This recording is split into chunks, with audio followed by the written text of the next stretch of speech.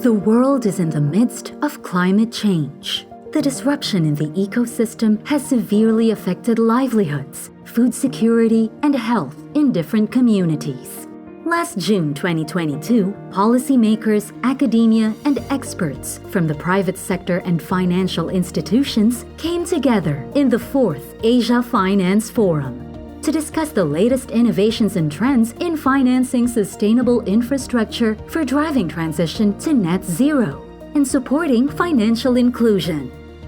Efforts at climate financing fall far short of what is needed today. This is partly because financial actors have not fully understood or internalized the physical, climate, and long-term transition risks.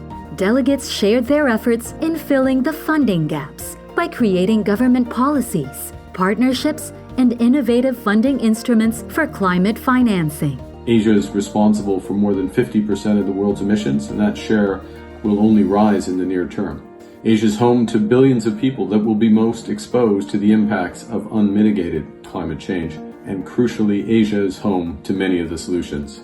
We started really building the Ocean Fund, which was mainly a corporate fund. This is different to a typical investment fund, right, where corporates invested in us. And we were able to actually get a de-risking or blended finance mechanism built in to actually then bring this private sector together with the public sector. Our Sustainable Finance Advisory Services worked with Fiji on its green bond issuance, which actually kick-started this class of investments in emerging markets. We've also been able to support several emerging market issuances, including the first green sukuk in Malaysia and green bonds and green sukuks in Indonesia as well. In Fiji, we became the first emerging economy and the third country to issue a green bond in 2017, and the seventh country in the world and the first big ocean state to pass domestic legislation inclusive of a net zero emissions target by 2050. What we did in the Philippines, Bangko Sentral ng Pilipinas, has issued a circular and sustainable finance framework in 2020. That's a concrete policy to set out the expectations on the integration of sustainability principles by the banks in the Philippines. We see that as Kazakhstan declared the target to become carbon neutral by 2060,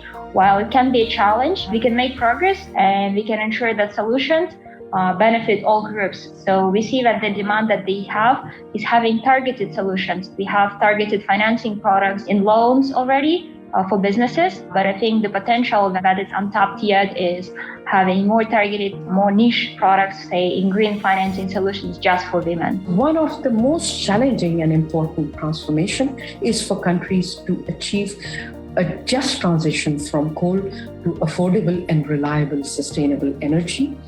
Developing a just transition strategy anchored on low carbon pathways, rejuvenation of effective localities, building green infrastructure, and encouraging sustainability across industry would help create new opportunities for effective businesses and regions for people exposed to growing vulnerabilities. Panelists noted that corporations and investors also need to develop and invest in green and inclusive financial platforms and tools. Some shared examples of these innovative products, such as digital banks and transaction channels, which reduce customers' carbon footprint. Helping Asia's poor is also important to cushion the impact of climate change, noting that they are most vulnerable to climate shocks. We have to take into account that the poorest half of the world's population only accounts for 10% of the global CO2 emissions. So their carbon footprints are, in a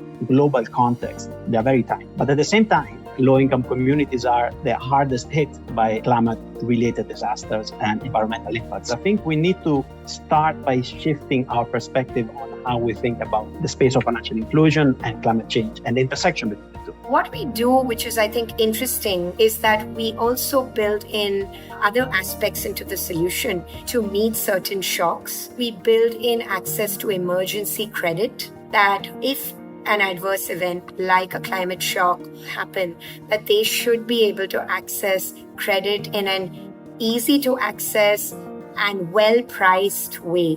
The COVID-19 pandemic served as a catalyst for digital transformation in the region, giving rise to the rapid digitization of financial services and channels.